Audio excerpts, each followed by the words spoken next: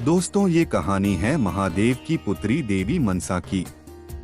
इस कहानी में हम आपको बताएंगे कि कैसे देवी मनसा ने अपने पिता के लिए किया था बहुत बड़ा त्याग। पर उससे पहले जो महादेव और देवी मनसा को मानता है वो पहले चैनल को सब्सक्राइब करके लाइक बटन दबा दें और इस वीडियो को ज्यादा से ज्यादा शेयर करें ताकि आपके जीवन में महादेव की कृपा बनी रहे। नागों की देवी कही जाने वाली देवी मनसा को महादेव और देवी पार्वती की बेटी के रूप में पूजा जाता है। उन्होंने अपने जीवन में बड़े से बड़े त्याग किए, लेकिन इसके बाद भी शिव जी ने अपनी पुत्री को कैलाश त्यागने के लिए आदेश दे दिया। आखिर क्यों? दरअसल यह उस समय की बात है जब ऋषि के श्राप के चलते कुरु वंश के राजा परीक्षित को तक्षक नाग ने डस लिया था, जिससे उनकी मृत्यु हो गई। उसके बाद राजा परीक्षित के पुत्र राजकुमार जन्मेजय ने कुरु वंश की बागडोर संभाली। कुछ समय बाद जन्मेजय को यह पता चला कि मेरे पिता की मृत्यु तक्षक नाग के डसने से हुई थी। वो कोई साधारण मृत्यु नहीं थी। यह जानकर उन्हें अधिक पीड़ा हुई और उसी समय जन्मेजय ने यह प्रण किया कि मैं पूरी सर्प जाति को नष्ट कर दूंगा। उन्होंने सर्पों का विनाश करने के लिए एक विशाल संपदा यज्ञ किया, जिसमें कई विषयों के मंत्र से बंद कर दिया, जिसमें एक एक कर सर्प आकर हवन कुंड में गिरकर भस्म होने लगे। इस तरह सांप जाति का विनाश होने लगा। शिव जी की कन्या होने के कारण वह आत्मा में निवास करने वाली सिद्ध योगिनी मनसा देवी ने 3 युगों तक परम ब्रह्म भगवान कृष्ण की कठिन तपस्या की। वह अपने शरीर को जीर्ण बना डाला। श्री कृष्ण ने इसके वस्त्र व शरीर को जीर्ण देखकर प्रभु ने मनसा देवी को नया नाम जरत्कारु दे दिया, जो आगे चलकर आस्तिक माता नागेश्वरी विषहारी कहलाई। इधर राजा जन्मेजय द्वारा किए जा रहे यज्ञ के डर से शेषनाग, वासुकी नाग आदि नाग परमा पिता ब्रह्मा के पास गए और बोले, हे पितामह, इस महान सर्पदाह यज्ञ में सभी सर्प एक एक गिरकर व भस्म हो रहे हैं। यदि यह यज्ञ बंद नहीं हुआ तो संपूर्ण सर्प जाति का विनाश हो जाएगा। तब ब्रह्मा जी ने वासुकी नाग से कहा, हे वासुके, जरत्कारु नाम के एक महान मुनि है, तुम अपनी बहन जरत्कारु को उन्हें सौंप दो। वहीं जरत्कारु के गर्भ से जिस पुत्र की उत्पत्ति होगी वही तुम लोगों की रक्षा करेगा। ऋषि जरत्कारु पूर्वत वन में तपस्या करने के लिए उचित जगह के लिए विचरण कर रहे थे। तभी उन्होंने देखा कि उनके पितर लोग एक गड्ढे में एक वृक्ष के सहारे उल्टे लटक रहे हैं तथा उस डाल को एक चूहा काट रहा है। पितरों को गड्ढे में उल्टा लटका देखकर मुनिवर को बहुत कष्ट हुआ।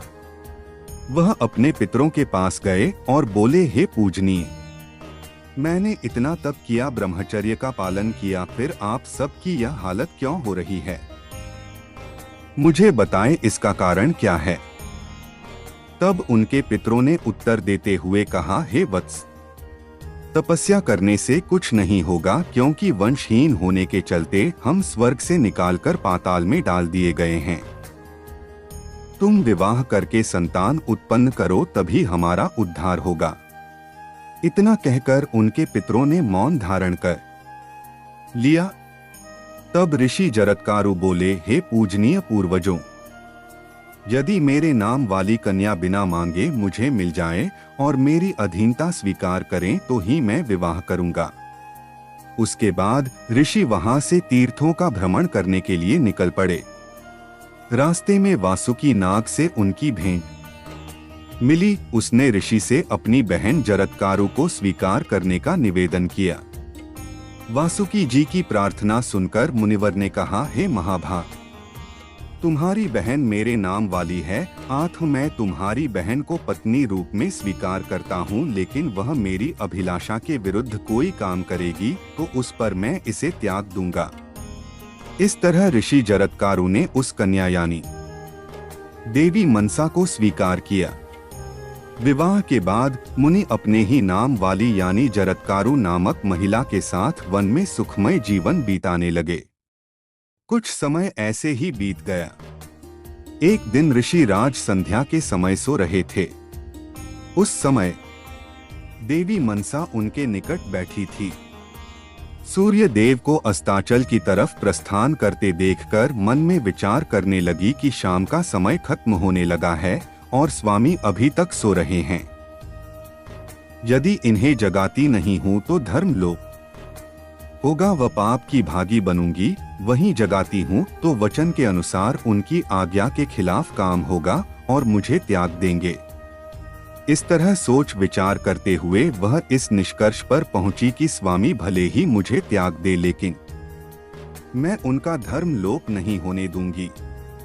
तभी वह विनम्र भाव से बोली, स्वामी, सूर्यदेव अस्ताचल की तरफ जा रहे हैं और संध्या वंदन का समय हो गया है। लेकिन ऋषि राज ने क्रोध में कहा, मेरी निद्रा में विघ्न डालने वाली स्त्री, मैं तुझे इसी पल त्यागता हूँ। तब मनसा देवी कहने लगी, मेरे भाई ने जिस काम को पूर्ण करने के लिए मुझे आपकी सेवा में सौंपा था, अब वह काम कैसे पूरा होगा। तब ऋषि ने शांत आवाज में कहा, हे प्रिय, यह कार्य पूर्ण हो चुका है। मैं कभी झूठा वचन नहीं करता। जिसके बाद देवी मनसा अपने भाई के घर आई तथा ऋषि के द्वारा कहे वचनों को बताया, जिससे उसके भाई को विश्वास हो गया कि जरत्कारु मां बनने वाली है। उसके कुछ समय बाद मनसा देवी के गर्भ से एक दिव्य कुमार का जन्म हुआ। बड़ा होने के बाद उस बालक ने च्यवन ऋषि से वेदों का ज्ञान सीखा, जो आगे चलकर आस्तिक नाम से प्रसिद्ध हुआ। आस्तिक ने शर्प कुल की रक्षा के लिए राजा जन्मेजय द्वारा किए जा रहे सर्पदाह यज्ञ को रुकवाया। इसी बालक ने ऋषि जरत्कारु के पितरों को नरक से मुक्ति दिलाई। इसी बालक को जन्म देने वाली ऋषि जरत्कारु की पत्नी व वासुकी नाग की बहन ने सबकी मंशा पूरी की तथा मनसा देवी के नाम से दुनिया में पूजनीय हुई। इसी कारण के चलते शिव जी ने देवी मनसा को कैलाश त्यागना पड़ा था। वहीं धार्मिक मान्यताओं के अनुसार मनसा माता हंस के आसन पर विराजमान रहती हैं। उनके मुकुट और शरीर पर सर्प निवास करते हैं। देवी के एक हाथ में विष तथा एक हाथ में अमृत भरा रहता है। इतना ही नहीं, 7 नाग उनके रक्षण में हमेशा उपस्थित रहते हैं। मैया की गोद में उनका पुत्र भी विराजमान रहता है। कहा जाता है कि देवी मनसा की पूजा अर्चना करने से सांपों का डर नहीं रह जाता है।